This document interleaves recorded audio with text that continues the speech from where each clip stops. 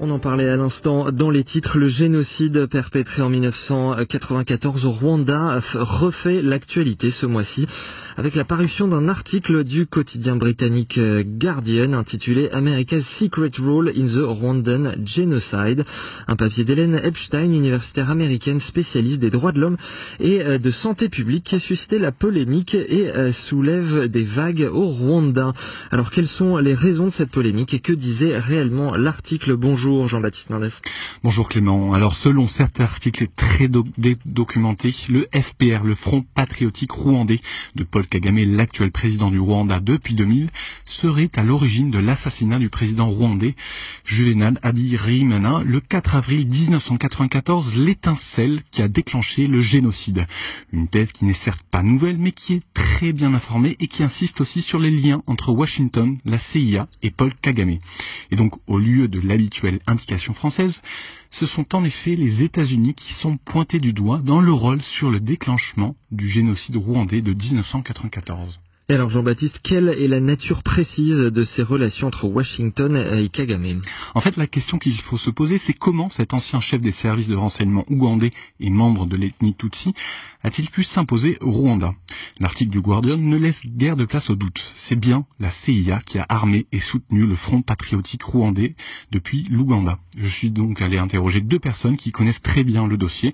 Première personne, le colonel Jacques Hogar, présent au Rwanda dès juin 1994. Et selon lui, Paul Kagame, ancien élève de l'école de guerre de Fort Leavenworth au Kansas, est, je cite, soutenu par le clan Clinton et notamment par Madeleine Albright depuis toujours. Seconde personne, la spécialiste de l'Afrique Leslie Vine, qui estime elle aussi que les États-Unis soutenaient déjà Paul Kagame. On l'écoute tout de suite. Le FPR, donc l'armée de Kagame, a été armée en Ouganda. L'Ouganda est quand même un pays, un précaré américain.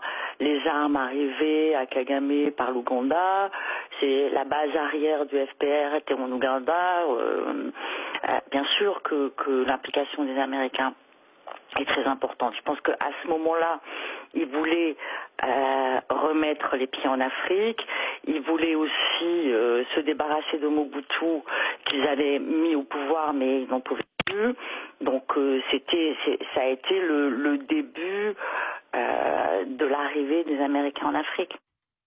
Depuis les années 90, Washington s'intéresse en effet à la région des Grands Lacs pour des raisons stratégiques et économiques.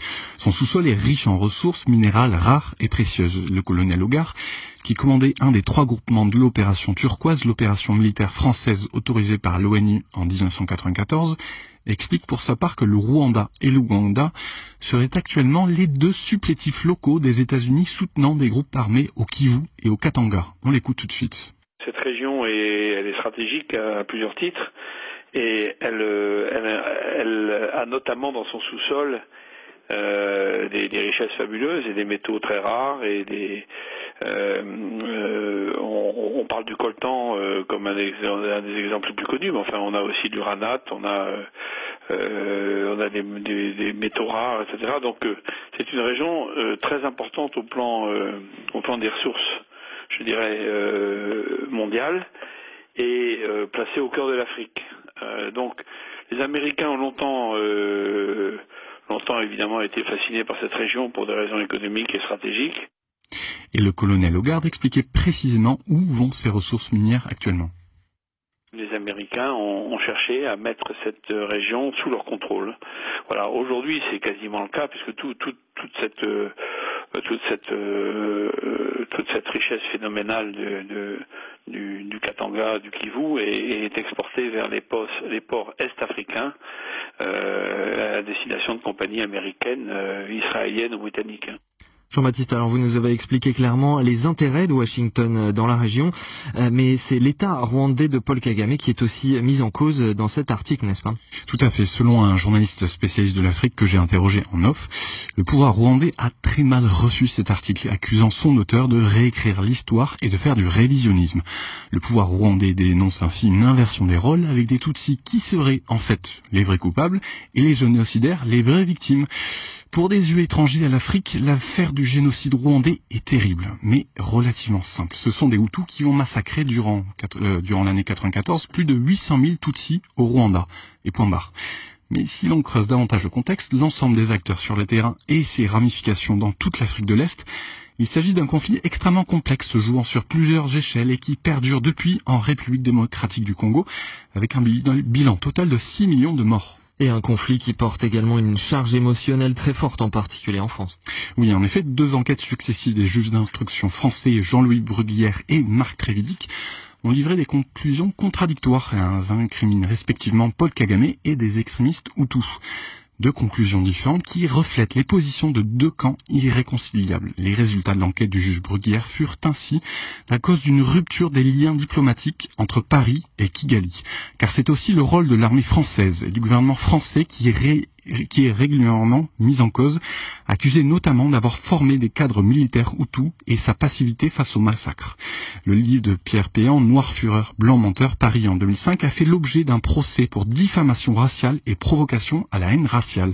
Et le journaliste d'investigation a été accusé de négationnisme par l'Union des étudiants juifs de France et Elie Wiesel, prix Nobel de la paix. Alors, émotionnel, c'est très compréhensible du fait de ces 800 000 morts. La récupération politique et les mensonges le sont moins, selon le colonel Jacques Hogar. Il y a évidemment une instrumentalisation du génocide rwandais qui a bien existé. Je ne suis pas en train de dire qu'il n'y a pas eu de génocide en 1994. Il y en a bien eu un, mais qui faisait suite à d'ailleurs de très nombreux massacres qui avaient un peu mis en condition les esprits et qui a été suivi d'autres génocides, 95, 96, 97. Ceux-là dont personne ne parle, il est même interdit d'en parler. Vous êtes révisionniste quand vous en parlez, parce que là, c'est l'inverse, c'est-à-dire que ce ne sont pas les Hutus qui massacrent majoritairement les Tutsis, ce sont les Tutsis qui massacrent majoritairement les Hutus. Donc il est interdit d'en parler à ce motif précis. Et le colonel d'ajouter ainsi qu'il s'agit d'un sujet tabou, puisqu'il incrimine directement le pouvoir rwandais actuel, celui-là même qui tire sa seule légitimité du génocide de 1994. Leslie Varenne confirme cet avis. C'est toujours la justification de Kagame dès qu'on touche à cette histoire. C'est toujours le mot révisionniste qui sort parce que voilà, il y a les mots génocide et révisionnisme, mais enfin l'histoire est l'histoire. Qui a tiré sur l'avion d'Abariyama? C'est la grande question.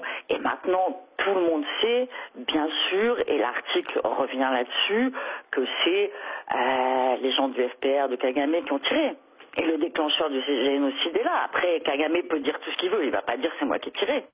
Et justement, le colonel Hogar le révèle dans son livre Les larmes de l'honneur. C'est une équipe de 4 hommes du FPR, le Network Commando, agissant sur les instructions directes du colonel James Kabarebe, un des adjoints de Paul Kagame, qui a procédé à cette opération. Fin de citation. Pourtant, selon la thèse officielle rwandaise, confortée par l'enquête du juge Marc Trévidic, ce sont bien des extrémistes Hutus des FARC, les forces armées rwandaises, qui auraient abattu le Falcon du président d'alors, Juvenal Habyarimana. Et ceci dans le but de promouvoir une ligne encore plus dure envers les Tutsis. Alors, difficile de cerner le vrai du faux, les coupables et les victimes sur ce sujet si intense et complexe, surtout lorsque l'ambassade du Rwanda à Paris ne répond pas à nos sollicitations répétées. Mais comme Leslie Varenne le déclare, et les millions de morts qu'il y a en République démocratique du Congo, tous les groupes armés qui interviennent en République démocratique du Congo, c'est des groupes armés qui sont soutenus par le Rwanda ou qui sont soutenus par l'Ouganda. Or, encore aujourd'hui, le Rwanda et l'Ouganda sont soutenus par les États-Unis et ça ne cesse pas. Et il y a tous les jours des attaques meurtrières en RDC, ça ne cesse pas. Donc ça continue. Et ce qui est plus grave encore, c'est que effectivement, les massacres de 1994 ont eu lieu. Ils ont fait environ 800 000 victimes. Mais depuis, cette guerre, elle s'est jamais terminée. On a eu 6 millions de morts en RDC. Donc cette guerre-là continue. Et elle continue en République démocratique du Congo.